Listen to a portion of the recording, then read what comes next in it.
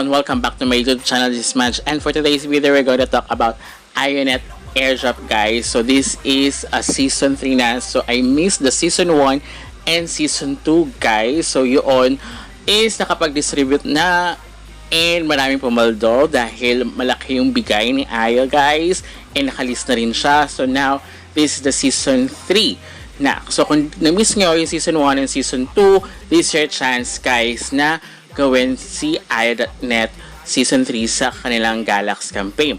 So, huwag kayo mag-skip. Stay tuned at the end of this video dahil may kakaibang what you call this, task dito na hindi siya kadalasan natin ginagawa. So, alamin natin yan. But before we jump into it, make sure you like this video, subscribe to my channel if you have not already, and ring that notification bell so you'll always be updated to my upcoming videos and off-the-clock episodes. But, kailangan may requirements dito. Galax Web 3 score Humanity, or kailangan na is naka-level 2 passport kayo ang inyong Galax. Okay? So, hindi naman yan yung kakaiba na sinasabi ko, guys. Which is yan is additional na requirements. Any naman dyan, kung yung Web 3 score nga pasok, nakalagay dyan is, I think level 2 pa rin ata yan, guys. So, pwede kayo makagawa o matapos nyo itong season 3, which is malaki yung bigay, malaki naman, malaki yung value.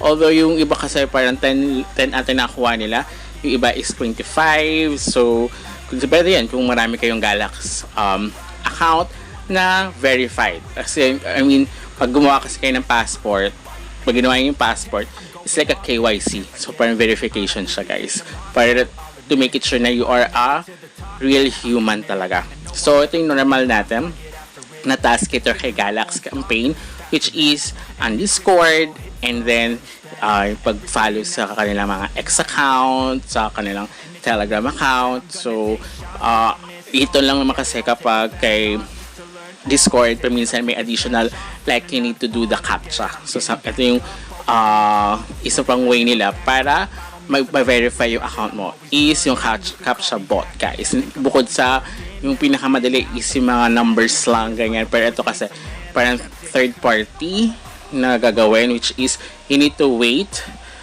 Yung nakalagay dyan is hold to verify para ma-verify na ikaw talaga yung account na yan. So wait nyo lang lumabas yung verifying. So once na nag-check na siya, you can hold hanggang sa ayan, maging okay na siya. So you've been verified na, and then go back to the Discord, and then ayan, lalabas na yung other options, yung kanilang so nandiyan naman siya. So you can check that out. So pag ganyan, okay na yan, guys. So pwede na tayong bumalik sa nila, season 3 program. Actually dalawa yan. Mayroon pang parang regularly na andun yung kakaiba daw. So ayan, okay na. So visit the link. So ito, visit lang naman natin siya. Kadalasan naman visit lang naman yan, guys. It's up to you kung gusto nyo, kung meron i-connect or kung gusto nyo gagawin. It depends naman yun sa project, guys. So here, pwede naman kayo mag-follow kung meron kayong account. Kung wala naman, is pwede naman visit lang siya. And then yan, follow kung meron silang additional na kailangan i-follow na account. And then ayan, i-refresh nyo na lang siya. So okay na, so we can get or we can claim the points, guys. So the next one, andun yung kakaibang task, guys, na hindi normal natin ginagawa dito kay Galax campaign, which is yun nga, actually first time ko lang maka-encounter na task dito. So dito naman sa season 3 din siya, pero regularly nakalagay. Ayun lang nakalagay dito, submit a screenshot of your meme. So later on, check natin yung mga meme, kung mga meme ng iba, guys. So I think sa Twitter yan or sa X account yan ipapost. But here, grabe, ang dami retweet, may code, oh my god. So pag ganyan, guys, tip ko lang sa inyo, pag may maraming sa isang project or sa isang campaign is maraming task for the retweet, code, kailangan, guys, is mag-alternate kayo. Kanya nag-retweet kayo now, then after a few minutes mag-post kayo anything na personal post nyo, and then after 30 minutes nun, since after nag-retweet kayo, 30 minutes yung pagitan, much better para hindi kayo maban yung account nyo kasi mahirap na kapag naban na. Para at least hindi kayo ma-detect na bot ni X account. So I'll be back na lang guys. So as you can see na so pag kinilik nyo yan guys, ito kailangan nyo i-submit yung link niya ay nakalagay nga doon na pag pinost nyo siya sa X account nyo, kukunin nyo yung link doon, which is gagawin natin yan later in this video. So, mas madali doon mga like muna. So, unahin natin yung mga likes and then later on na retweet and quote. So, nakapag-retweet na ako. So, mamaya-maya na lang ulit. So, here, hanggang ano pa naman siya, June 30. So, pag mga ganito naman, we never know kung kailan yung distribution ng mga tokens, guys. So, be patient na lang. Paminsan kasi after 2 weeks, after a month, it really depends. So, now, habang waiting natin makapag-retweet again at makapag-quote, tayo ay gagawa ng meme, guys. So, check natin ano bang klaseng meme yung ginagawa nila. But, of course, ayaw na kasi lumabas nung form. So, kapag ganyan ay lumabas yung form, click nyo lang yung details. So, nakalagay dyan is create Ionet related naman. Meme.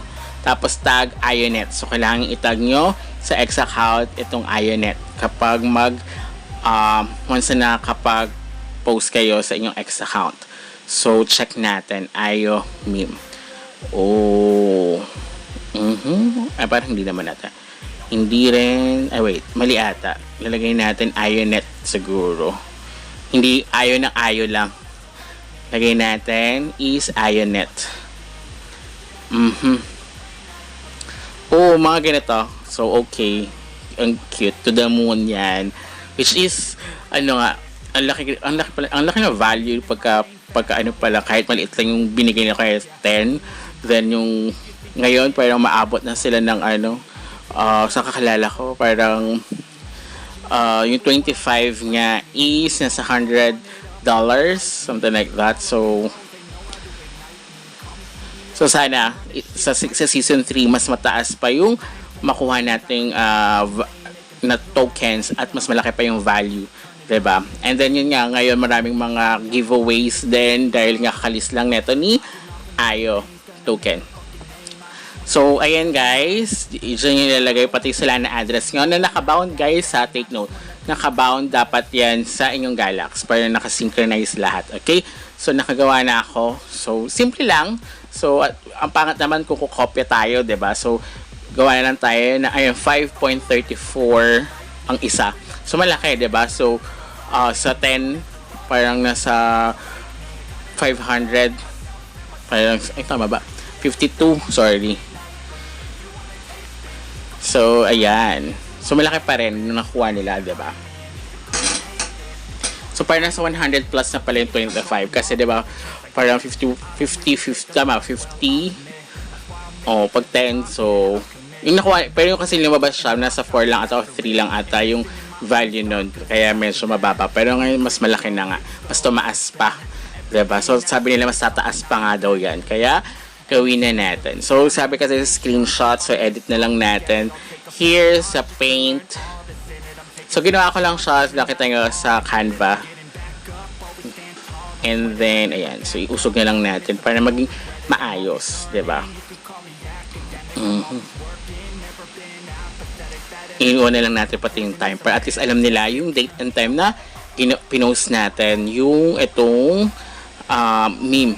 Diba? Sa ating X account. Make it sure na lahat yan, yung X account nyo, your Solana address nyo is nakasync yan sa inyong Galax account ha. Kasi kapag hindi yan nakasync, iba yung sa iba kayo nag-post is hindi yan mag-okay. Okay? I mean, hindi yan mag-push through. So, make it sure na synchronize para walang maging problema. So, i-upload na lang natin. So, everyday naman siya siguro kaya nakalagay na regularly. Everyday siya na tumitingin na para maging okay, 'di ba? Mag-sync, 'di ba? Once na pinost niya, hindi naman kagad. So, wait for 24 hours dahil hindi naman siya kagad, hindi naman siya directly. So, kailangan kasi siya, isasubmit mo siya sa form. Diba? So, ayan, nakuha na natin yung ating Solana address. So, sa Phantom, guys, much better. Kasi naman din naman, basta i-sync na lang yan sa inyong Galaxy. Kung hindi pa nakasync yung inyong Phantom, which is, madali lang yan, punta lang kayo sa settings, tapos sa wallets, and then click nyo lang yung Solana. So, yun, pwede nyo nang ma-sync yung inyong Phantom. Okay, so ayan na, diba, sabi kasi hindi pa kagad yan eh. But, wait na lang natin after 24 hours. Pero kapag after 24 hours, hindi pa din, pwede na kayong mag-submit ng report kay Galaxy, customer service ng Galaxy, na sabihin nyo na para may problem. Or wait until 48 hours. Kapag ganito naman na hindi directly, wait for 48 hours. Pero nakalagay kasi dyan na regularly. So, I think na every 24 hours, ayun, updated regularly. So, ayan. So, until, ano pa naman to? 29 to 30. So, hanggang katapusan pa ng June. Kaya, pwede pa kayo makahabol for this one. Sayang naman, ang laki ng siguro both, kaya 25 yung nakuha nung isa kong kakalala. Is, tatapos ngayong season 1 tsaka season 2. Sabay kasing na-release yung season 1 and season 2. So now may season 3, at least may pinagbigyan pa tayo sa mga hindi nakahabol. So kung nakakuha kayo ng season 1 and season 2 at di nyo pa alam na may season 3 na, is habol na kayo. Especially kailangan passport holder kayo or Web3 score. Actually, kapag wala kayong passport kasi hindi kayo passport holder, level 1 lang. Kadalasan ngayon yung mga tasks na may ganito is yung humanity score nasa level 2. So, kailangan nyo talaga magpa-passport holder. So, kahit nakalagay dyan is any. Unless meron dyan yung isa na ginawa ko, diba, na may nakalagay na 10th transaction of ETH. So, it really depends. So, ayan guys, nakuha na natin yung 250 points. And let's hope na mataas pa rin yung value once na-distribute nila yung pang season 3 na token. So, gawin nyo na siya guys. I'll put the link sa description box down below para at least directly na kayo dito guys. So, until next time, goodbye!